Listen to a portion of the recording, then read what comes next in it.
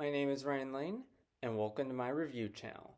So for today's movie, I will be reviewing Master Gardener, written and directed by Paul Schrader, and starring Joel Edgerton, Sigourney Weaver, and Quintessa Swindell. Anyway, this film tells the story of, well, appropriately enough, a master gardener. Specifically, a master gardener named Naval Roth, played by Joel Edgerton. He runs a very tight ship, or rather a tight garden, if you will. He so much so that he literally uses a spreadsheet to help maintain the order, and he literally lives and breathes in gardening. At one point, when he's giving a class to his fellow gardeners, he literally breathes in scent from dirt. Yeah, like I said, he is very obsessed with gardening, and and Edgerton does a great job of showing how this obsession is kind of being used to bury some demons, some very well warranted demons, I might add. Anyway, this tight ship of his is disrupted when his boss, Norma, played by Sigourney Weaver, decides to give her troubled grandniece, Maya, played by Quintessa Swindell, a low wage but otherwise steady job working at her garden on her very large estate.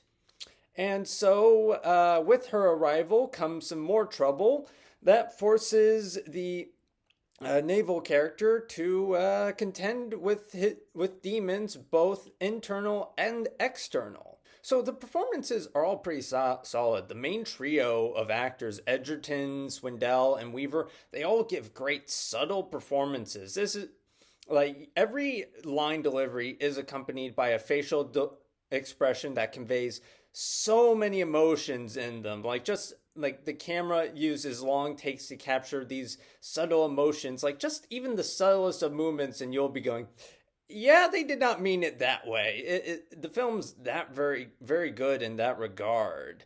Plus, the physicality is well used, especially by Edgerton. You can see just in how he walks and how he positions his hands. You can practically see the burden that he is literally carrying on his back, which reveals without going into spoiler territory, a very bad pass, for lack of a better phrase. And I won't spoil it because when I saw it, it was like, whoa. But it's very well handled. The screenplay does a good job of subtly laying out setups and payoffs, and the payoffs never call attention to each other. It allows the audience themselves to put the pieces together and go without, saying like, hey, set up, payoff, we have a payoff here.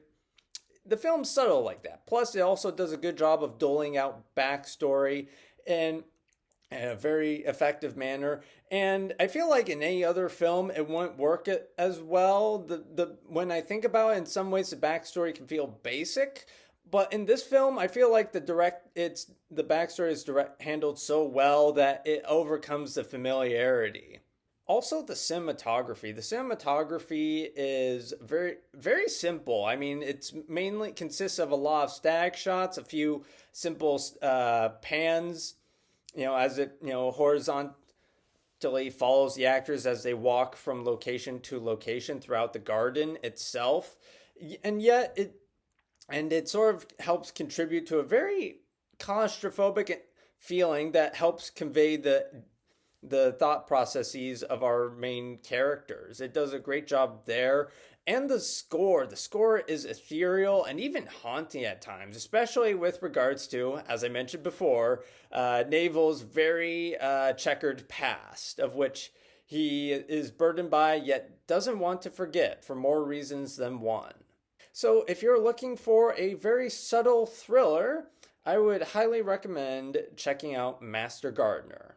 So with all that in mind, I will be giving this film 4 out of 5 stars. Anyway, thank you for watching. Have a good rest of your day. If you like this review and would like to see more like it, be sure to like and subscribe and leave a comment down below.